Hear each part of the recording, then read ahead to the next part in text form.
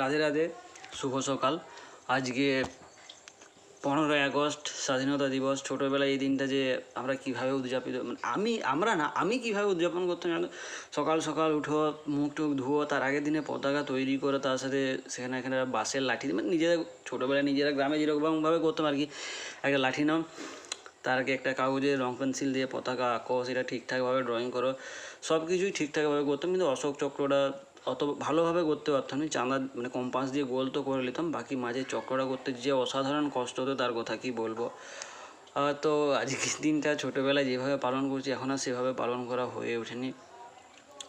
এখন দেখতে গেলে নিজেদের যে সমস্ত বন্ধুদের সাথে 15ই আগস্ট পালন করতাম, তাদের সাথে স্কুলে যাওয়া হোক বা স্কুল থেকে যে প্রোগ্রাম হতো সেখানে যে একটু মজা মস্তি করা, তারপর যখন স্কুলে বোঁদা বিতরণ হতো বা মিষ্টি বিতরণ হতো সেখানে লাইনে দাঁড়িয়ে লিয়া, আর 15ই আগস্টের প্যারেড বের করানো, এনসিসি কুচকাওয়াজ, আর তারপর হেড স্যারের বক্তৃতা 15ই আগস্ট নিয়ে আমাদের স্টুডেন্টদের কিছু কার্তুত যাকে বলে, মানে ক্রিয়েটিভিটি দেখানো।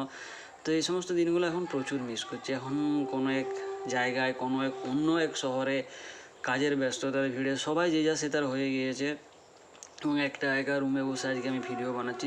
যদিও আজকে আমার খারাপ তো লাগছে অবশ্যই, কারণ ছোটোবেলার মতো 15ই আগস্ট এখন আর পালন করতেই পারিনি। সেটার একটা ক্ষোভ আছে। এখন দেখি ভাইদেরকে, নিজের ভাইকেও দেখি, বা আশেপাশে ছোটো ছোটো ছেলেমেয়েদেরকে দেখি 15ই আগস্টের দিন সকালবেলায় ফুল তুলে নিয়ে যাচ্ছে বন্ধুদের সাথে, কাঁধে হাত রেখে যে চল স্কুলে যাব, স্কুলে আজ 15ই আগস্ট হবে, বন্ধার লাইন।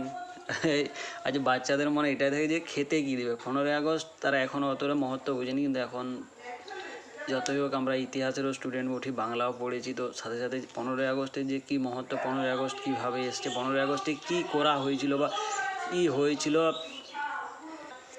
তো 15ই আগস্ট আজকে আমাদের জন্য স্পেশাল দিন, সকল ভারতীয়দের জন্য। কারণ বলে উঠতে পারবো না, কারণ এত কারণ আছে এর পেছনে যে আমার জীবন শেষ হয়ে যাক তবু কারণ শেষ হবে। তো যাই হোক, মূলত আমি ক্রিকেট নিয়ে ভিডিও বানাই, আজকে 15ই আগস্ট নিয়ে বানাচ্ছি, কারণ ক্রিকেট নিয়ে আমি অনেক দিন ভিডিও বানাইনি, আমি আসিনি, এই জন্য আমি লজ্জিত। সব কিছুই আমি নিজে ভিডিও করছি, নিজেই দেখো, কারণ আমার ভিডিও কেউ দেখেনি। যার কারণ হচ্ছে আমি নিজে রেগুলারিটি নাই, মানে প্রতিদিন যেভাবে ভিডিও আপলোড করতে হয় করিনি, কারণ কেউ ভিডিও দেখেনি। মাঝে মধ্যে ভিডিও চলছিল, এখন বানাচ্ছি না, এখন ভিডিও চলেনি, তাই ভিডিও বানাইও নি। কাজের ব্যস্ততা ছিল, কিন্তু এতটাও ব্যস্ত না যে ভিডিও বানাতে পারবো না, কিন্তু তাও বানানো হয়নি।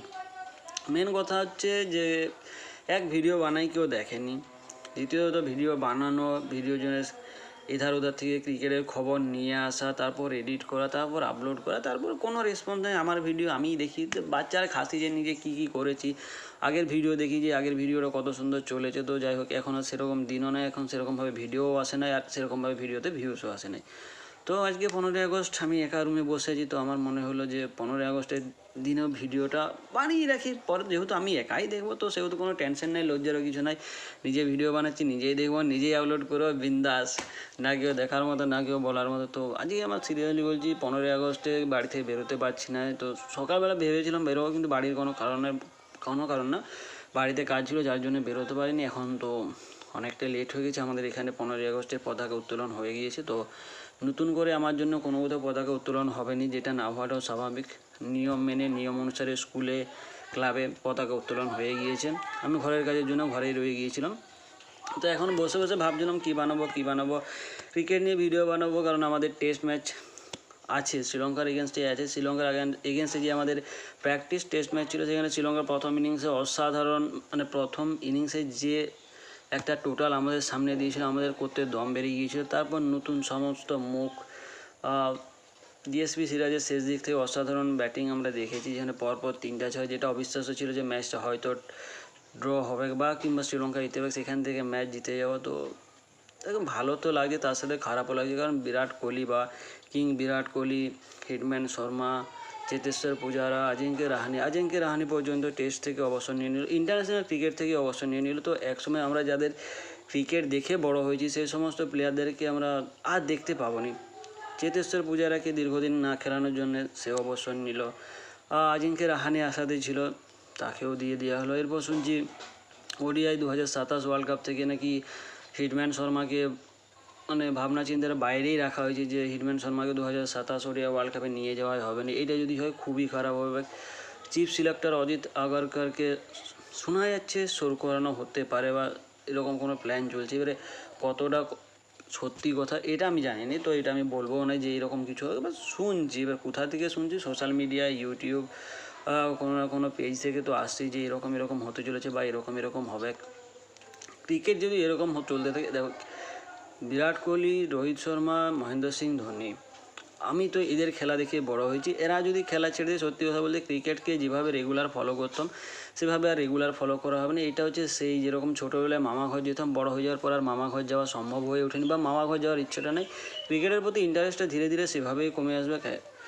গিল, জয়সওয়াল ভালো খেলে, কিন্তু বিরাট কোহলি, রোহিত শর্মা, মহেন্দ্র সিং ধোনি যেভাবে আমাদেরকে খেলার প্রতি একটা ঝোঁক নিয়েছিল যে খেলাটা দেখাটা জরুরি, খেলাটা দেখা যায় বা ক্রিকেট এতটাই সুন্দর হয়, তো সেই জিনিসটা আমি আর উপলব্ধি করতে পারিনি। সত্যি কথা বলছি, আইপিএলও সেভাবে আর মজা দেয়নি, কারণ আমরা জানি এটা হয়তো বিরাট কোহলি, রোহিত শর্মার লাস্ট আইপিএল ম্যাচ হতে চলেছে। বা ওডিআই ক্রিকেটে যদি বলি, এই 2027 ওডিআই ওয়ার্ল্ড কাপের পর হয়তো রোহিত শর্মা, বিরাট কোহলি আর কেউই থাকবেন, তখন আর ক্রিকেটকে এতটা ভালোভাবে ফলো করা হবে না। ঠিক আছে, ক্রিকেট হচ্ছে, আমাদের দেশ জিতছে, আমরা ওডিআই ওয়ার্ল্ড কাপে যাচ্ছি, T20 ওয়ার্ল্ড কাপে যাচ্ছি, কিন্তু সে মজাটা নেই।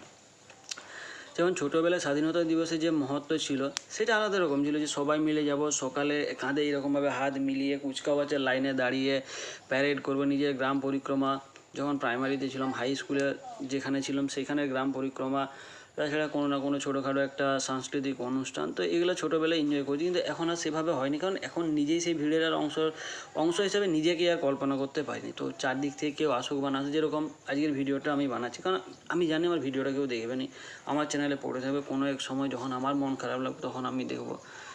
15ই আগস্ট হোক বা 26শে জানুয়ারি, 23শে জানুয়ারি, এই দিনগুলো সেরকমভাবে উদযাপন হয়। ঘরের এক কোণে বসে যে 23শে জানুয়ারি আমরা আমাদের মহান নেতা সুভাষচন্দ্র বসুর কথা স্মরণ করি, যে মানুষটা কী কী করে গিয়েছে।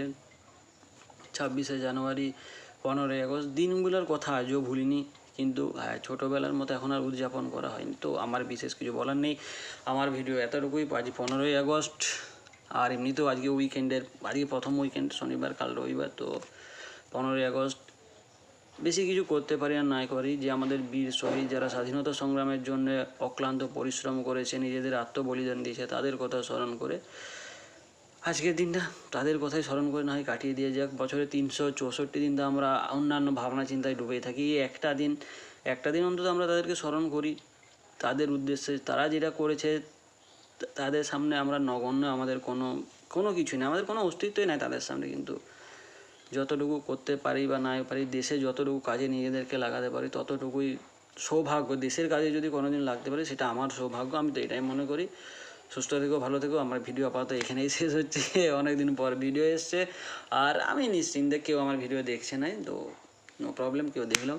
তো যদি কেউ দেখছো, সুস্থ থেকো, ভালো থেকো, আর 15ই আগস্ট আমাদের বীর শহীদদেরকে স্মরণ করো, এবং তাদের উদ্দেশ্যে দু চার কথা যদি তোমার পাশাপাশি থাকা কোনো ছোটো ভাই বোনদেরকে বলতে পারো তো অবশ্যই বলো।